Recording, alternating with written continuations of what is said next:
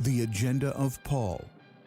There were significant differences in the agenda of Jesus to that of Paul.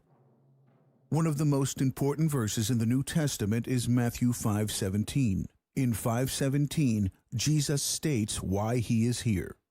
Matthew 5:17 through 19 says, "Don't think I came to abolish the law and the prophets. I came not to abolish them, but to fulfill them.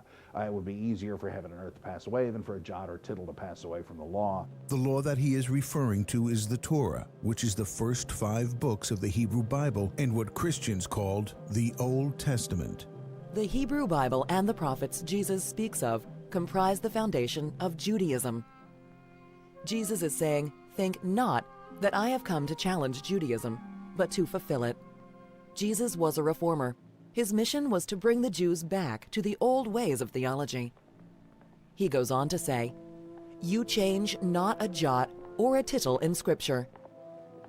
What does that mean? That means that a jot and a tittle are the little decorative squigglies that you put onto a Hebrew letter. He says you don't change he doesn't say you don't change a law, you don't change a philosophy or a thought or a paragraph or a word or even a letter. You don't change the tiniest little part of the law or the prophets. You change nothing. This is what he wanted, to get back to that practice of what the scriptures say. Because Jesus is depicted as rebutting in advance Christian beliefs about what Jesus came to do. Paul says the exact opposite of Jesus. Paul could not convince Jews that Jesus was divine, so he went outside of Israel to the Gentiles. A Gentile is anyone who is not a Jew. And wasn't getting any place again for 2 main reasons. Number one was the dietary law. He restricted the things that they enjoyed and ate all the time. But the biggest one was the circumcision law. In the first century or so, most all Christians were Jews. But Paul said you don't have to keep the Jewish law. That's a legalism, and you're saved by the blood of Christ, not by keeping the Jewish law. So that he admitted Gentiles without circumcising them, without requiring them to observe Jewish dietary policies or going to the synagogue on Saturday.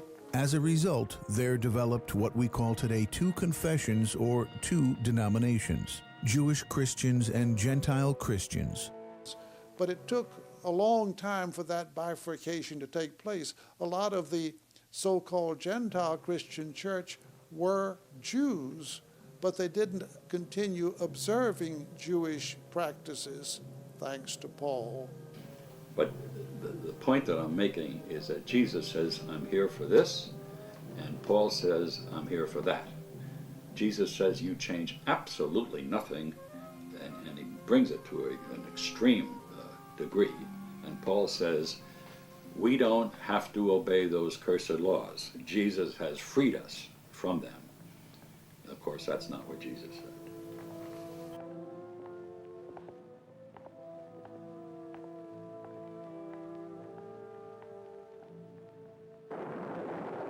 Remember, the word apostle was reserved for those who were with Jesus and witnessed his doings. Paul claimed to be an apostle, and the Christian church calls him an apostle, even though he was not involved or even knew Jesus. He had died long before Paul.